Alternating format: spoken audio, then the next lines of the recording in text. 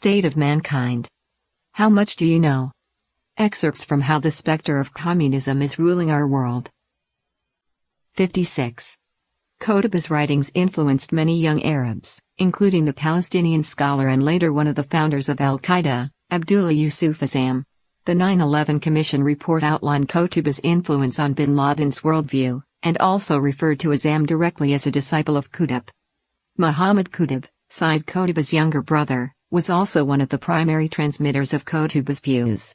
Muhammad Qutb later went to Saudi Arabia and became a professor who conducted research on Islam, and at the same time, was also responsible for editing, publishing, and promoting his late brother's theories. Bin Laden read Qutb's books when he was a student, and he was familiar with Muhammad Qutb, regularly attending the latter's weekly public lectures. The former CIA official who oversaw the group in charge of bin Laden, Michael Scheuer, also senior researcher at the Jamestown Foundation, described Muhammad Qutb as bin Laden's mentor.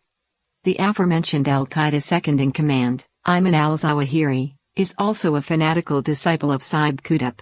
When he was a youth, Zawahiri repeatedly heard from his uncle about Qutb's character and how great he was to suffer in prison. After Qutb's death, Zawahiri wrote in his memoirs, "The Nasserite regime thought that the Islamic movement received a deadly blow with the execution of Sayyid Qutb and his comrades, but the apparent surface calm concealed an immediate interaction with Sayyid Qutb's ideas and the formation of the nucleus of the modern Islamic Jihad movement in Egypt." In the year that Qutb was hanged, Zawahiri, then 15, helped form an underground militant cell determined to put Qutb's vision into action. After that, Zawahiri joined the Egyptian Islamic Jihad and later became bin Laden's mentor and an important member of Al-Qaeda. After bin Laden was killed, Zawahiri became the leader of Al-Qaeda.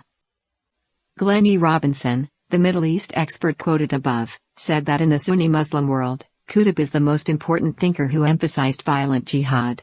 Virtually all the concepts and innovations of the Sunni jihad groups can be found in Qutb's books. Although the various jihadi groups may differ in form, they all share one point in common, namely, the use of violence under the banner of Islam to realize their political aims.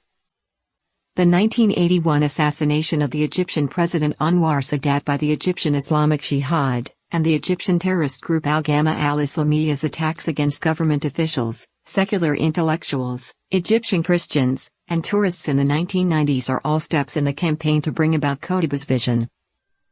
The radical jihadi groups that pursue Qutb's ideology are categorized as Salafi jihadi terrorists. Robert Mann, professor of politics at La Trobe University, in Melbourne, Australia, called Qutb the father of Salafi jihadism and the forerunner of the Islamic State. In his book The Mind of the Islamic State, ISIS and the Ideology of the Caliphate, he wrote, 50 years after Sayyid Qutb's execution, this is what the tradition of Salafi jihadism, the mind of the Islamic State, has become. There are no more milestones to pass. We have finally reached the gates of hell. The report A Persistent Threat, The Evolution of Al-Qaeda and Other Salafi Jihadists by the RAND Corporation in America outlined Qutb's influence on Salafi jihadis, and at the same time listed more than 40 Salafi jihadi groups. They are active across almost all continents.